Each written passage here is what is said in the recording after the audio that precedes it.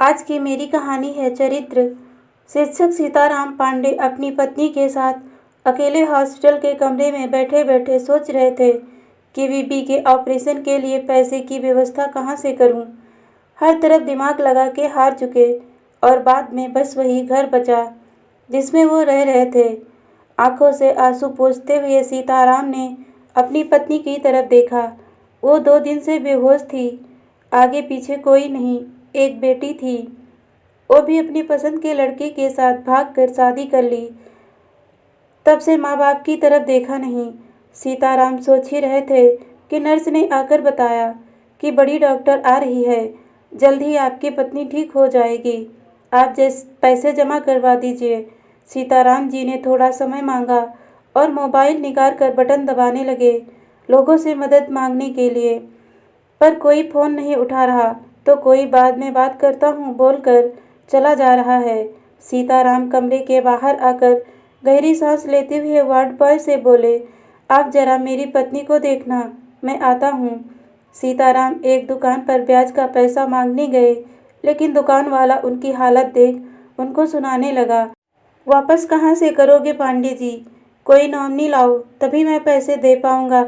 बगल में खड़ी कार में एक दुबली पतली महिला जो कि पांडे जी को देख रही थी, तेजी से उनको आवाज़ लगाती है, लेकिन पांडे जी बिना कुछ सुने तेजी से हॉस्पिटल की तरफ जाते हैं और वहां पर रोते हुए विनती करते हैं कि मैं पूरा पैसा जमा कर दूंगा, बस इलाज में कमी ना हो। लेकिन एक डॉक्टर उनको हड़काते हुए धक्का देता है। तभी सामने से बड़ी डॉक्टर आती हुई गिरते हुए पांडे जी को पकड़ती है और सभी स्टाफ को डांट लगाती है और अपनी केबिन में जाती है और कुर्सी में बैठे बैठे सोचती है, पांडे सर, हाँ आज मैं जो हूँ उनकी वजह से। सीमा ने जैसे तैसे अपने गांव से अपना हाई स्कूल इंटर कंप्लीट कर लिया था और अब आगे की पढ़ाई के लिए कॉलेज में पढ़ने के मन से अपने घर में अपनी पढ़ाई की बात बाबा को बताई थी। बाबा ने थोड़ी नानुकुर के साथ हामी भरी और किसी तरह मेहनत मजदूरी करके अपनी बिटिया को शहर पढ़ने के लिए भेजा था। शहर में सीमा का दाखिला भी एक अच्छे कॉलेज में हो गया।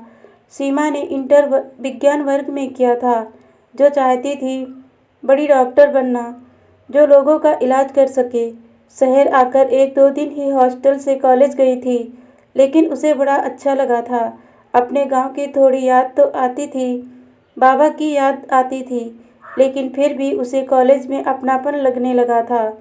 1-2 सहेलियां भी उसकी बन गई थी और जो उसके क्लास टीचर थे वो सीमा को बहुत अच्छे लगे क्योंकि उनका बहुत सरल स्वभाव था और इस वजह से वह अपनी हर बात सर को धीरे से बता पाती थी। 1-2 पीरियड लगने के बाद जब कभी भी सर फ्री होते तो कॉलेज की फील्ड में जाकर बैठ जाते और सीमा अपने जो भी डाउट्स होते वही क्लियर कर लेती और सर को बोलती, एक दिन मैं डॉक्टर बनूंगी सर। वो सीमा को बेटी की तरह मानते थे, सीमा की पैसे से भी मदद कर देते थे, लेकिन ये बात किसी को अच्छी नहीं लगती थी। उसके गांव से 1000-2000 जो बाबा भेजते, जो कम पड़ते, सर देते और बोलते, सीमा जब तुम कमाने लगोगी पूरा पैसा वसूल लूँगा। 1 साल बीत गया, सीमा का परफॉर्मेंस भी अच्छा रहा। एक दिन सर के घर में पूजा थी, कुछ स्टाफ के अलावा सीमा को भी आमंत्रण दिया था। सीमा भी गई। सभी स्टाफ के जाने के बाद सर ने कहा, सीमा रात हो गई है, अकेले कहाँ जाओगी, थोड़ी देर रुको, सामान व्यवस्थित करके मैं चलता हूँ, छोड़ देता हूँ। सर ने कहा, खाना खा लो और मिठाई वगैरह भी पैक कर लो। सीमा ने खाना खाया और सर ने भी खाना खाने के बाद सीमा को कुछ गिफ्ट देकर हॉस्टल में छोड़ा।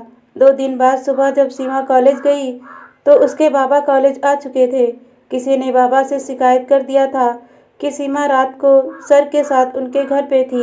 सीमा की बात पर नाराज होकर उसको गांव ले जाना चाहते थे। ये बात सर को पता चली। उन्होंने सीमा के पिता से बात की, हाथ जोड़कर बोले, सीमा आपकी बेटी है, आप उसका भला बुरा ज़्यादा जानते हैं, पर उसकी पढ़ाई मत बंद करिए क्योंकि मैं जिम्मेदार हूँ, इसलिए तो बिल्कुल नहीं। मैं सीमा को अपनी बेटी जैसा मानता हूँ। मेरी भी बेटी है, बिल्कुल सीमा के जैसी। वो विदेश में पढ़ती है, जब सीमा को देखता हूँ तो बेटी की याद आती है। शायद इसीलिए मैं सीमा की मदद भी करता हूँ, उसको पढ़ाई में दिक्कत ना हो और उसका भविष्य बन जाए।